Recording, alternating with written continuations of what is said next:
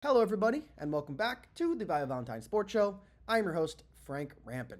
So, in professional sports here in America, some of the major cities like New York, Chicago, LA, they have multiple teams in the same sport. So, like the Yankees and the Mets, the Chicago White Sox and the Chicago Cubs, and the Angels and the Dodgers. So, those major cities, they have two teams for the same sport. Two baseball teams, some of them have two football teams, etc. It's very rare for a city that has two MLB teams to have both of those MLB teams play at home on the same day. So usually the Yankees and the Mets, one of them will be at home for a week, one of them will be on the road. And very, very rarely do they cross over.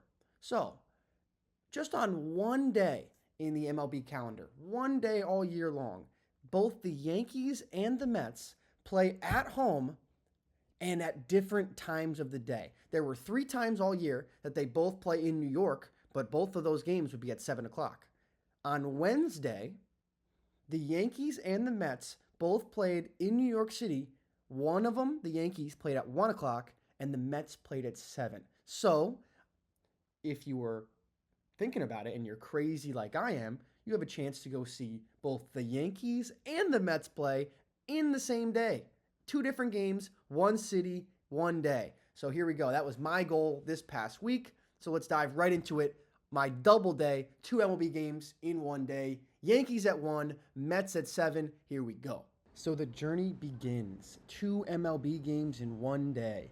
Yankees game at 1:05, Mets game at 7:10. Here we go. Starts off at the Stanford train station. Hop on the about 45 roughly minute train to Harlem 125th Street. Look at this conductor just doing his job. Hard at work. Here we are, Harlem 125th. Have to transfer over to another train. Takes about 1 stop, 10 minutes-ish. No Yankee Clipper on this day because this was a Wednesday during the middle of the day. So no Yankee Clipper. Here we are, arrived at Yankee Stadium. And this is the site of the old Yankee Stadium where there is now a Little League field. But that is where the house that Ruth built was. And right across the street from the new Yankee Stadium. So pretty cool. Let's get ourselves inside Yankee Stadium for game number 1. Got there nice and early, and this was the shortest line I've ever seen for the Yankee specialty, the 99 burger for Aaron Judge. Had to look at some Yankee legends while I was waiting until I got my 99 burger, which came in this nice little box with the 99 flag on it. And let me tell you, for a stadium burger, this was pretty solid. It was my first time ever getting it. The line is usually around the corner, but it was pretty good. And here's the helmet tiramisu at Yankee Stadium, which has been unbelievable, one of my favorite things they have. And here we go at our seats for first pitch. Max Fried fires in a first pitch strike, and we are underway at the stadium.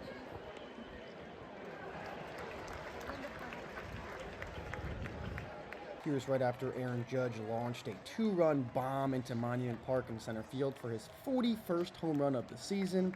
Aaron Judge just on a different level than every other hitter in baseball pretty much. 325 batting average with 40 plus home runs is absurd. And just as Aaron Judge was finally finishing riding the bases and getting back in the dugout, Cody Bellinger hit a homer on the very next pitch to make it 4-0 Yankees, and the home run onslaught was in full effect. Trent Grisham hit one to lead off the game, back-to-back here from Bellinger and Judge.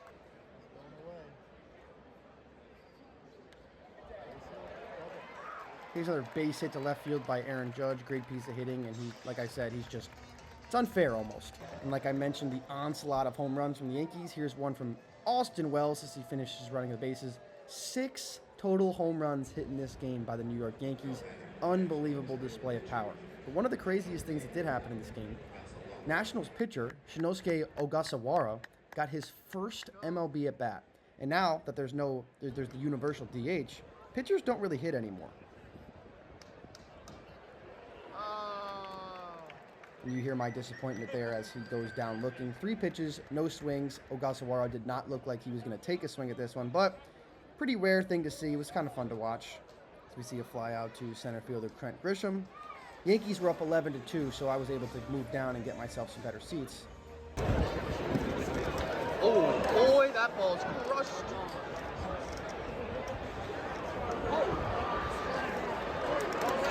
Oh my God. That's the one homer I got on video.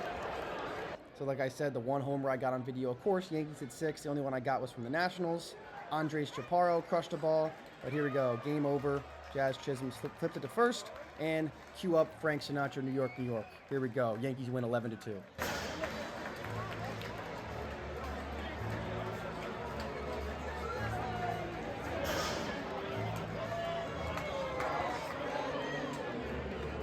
So now it's time to leave Yankee Stadium, head back to the train, to Grand Central, and head over to Citi Field.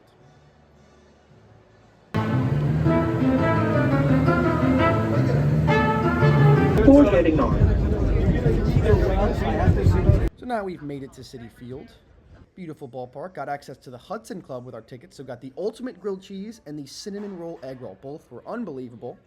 Had to check out the retired numbers, the newly retired number 5 for the last captain of the Mets, David Wright.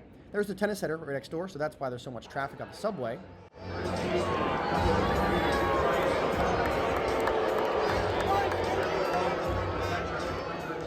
And that was the Mets fans' reaction to Bryce Harper in the Phillies lineup. They do not like Philadelphia here in Flushing.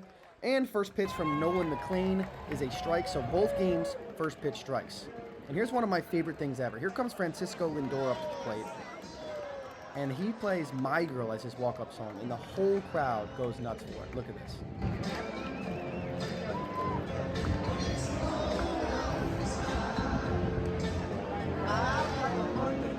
He's helping out. Here we go.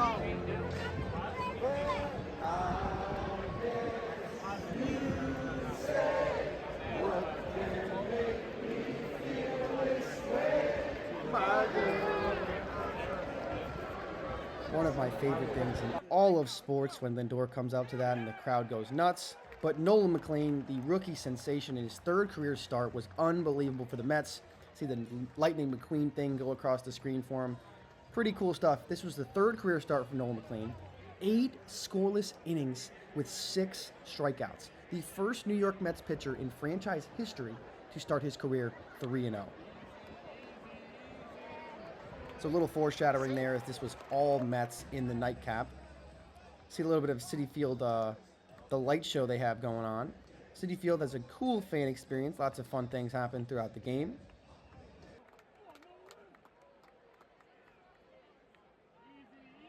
Another one grounded over to Beatty at second. Easy play by him. This kid does not like the Phillies telling him to get out of town. And Bryce Harper here, the guy that the Mets fans don't like the most, launched his bat, slipped out of his hands on the swing, and landed inside the Mets dugout. So that, of course, got a reaction from the crowd. As McLean gets him to pop up here, Lindor's going to make the catch and get McLean out of a jam. So the rookie phenom has been exceptional for the Mets, the spark that they needed to keep their season alive. And this was a big game against the Phillies. Already had won 2 out of 3. Mark Vientos hits a 2-run home run to make it 6-0 New York, and they end up sweeping the Phillies in a 3-game series to bring it down to 4 games in the National League East. As you see Elmo going nuts here, it was Sesame Street night at Citi Field. As you check out this swing, what a bomb from Mark Vientos, who's been scorching hot over the last 2.5 weeks. The Mets really need his bat to keep going to make their lineup more formidable. And there it is, the last out of the ball game, popped up to shallow right field, caught by McNeil, and that completes the 2 games in one day. Mets win 6-0 in the nightcap. Yankees won 11-2 during the day. So a successful day in New York City, watching some baseball, 2-0, and both New York teams dominated. So now the rush back to the subway as everyone leaves Citi Field happy. Back to Grand Central, but after a long day in New York, left my house at 10 o'clock. Now it's probably about 10:30 at night. So full over 12 hours, had to get some hot dogs from Frankie's at Grand Central, some quality dogs over there at Grand Central. Gotta hit up them when you have a chance. But then, had to hop back on the train back home. Didn't get back home to Stanford until about 11:30, 11:45. So a full day in New York City, 2 wins. Successful day in New York City.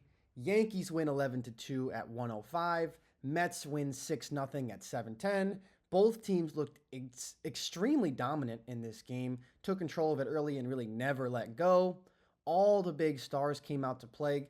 Yankees hit 6 home runs in the game. Trent Grisham lead off. Judge, Bellinger, Wells, Ben Rice. Everybody was going deep for the Yankees. And we saw Lindor have an RBI hit. Soto have an RBI hit. Pete Alonso have an RBI hit. Mark Vientos hit a homer. Nolan McLean was unbelievable for the Mets on the bump. Max Fried was unbelievable for the Yankees on the bump. So, I mean, it's about as good of a day as you could ask for in New York City watching both the Mets and the Yankees.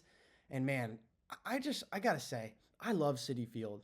I know Yankee Stadium, they built it to, like, have the old nostalgic feel that old Yankee Stadium had. And it kind of feels more like concrete, smaller, I don't know, just more old school. And I know that's what they were going for, but I mean, I don't know. Citi Field, there's something about Citi Field, especially when the Mets are playing well. That place is electrifying. I'm a big fan of Citi Field. I think they do things a lot of the right way. Their concourses are nice. The views from the ballpark are great. And the food. Citi Field, for the third year in a row, voted #1 ballpark food in baseball by USA Today, I believe it was. But pretty impressive stuff. Unbelievable day of baseball. Couldn't have picked a better day to do it, and both teams come out victorious. So if you're going to ask me, I'm a little bit more of a fan of Citi Field. I like the ambiance better. I like the concourse. I like the food better. But I understand what they were going for with Old Yankee Stadium. But in my opinion, why don't you just keep it and renovate it if you wanted to keep it the same vibe? But both stadiums are great. Both built in '09. Both teams looking to fight for the playoffs this year and make a run. So maybe we'll be seeing a Subway Series down in October. I know I'd love that. I'd have to make my way out to one of those games. But for now, I'm Frank Rampin. We'll see you next time on the Bobby Valentine Sports Show.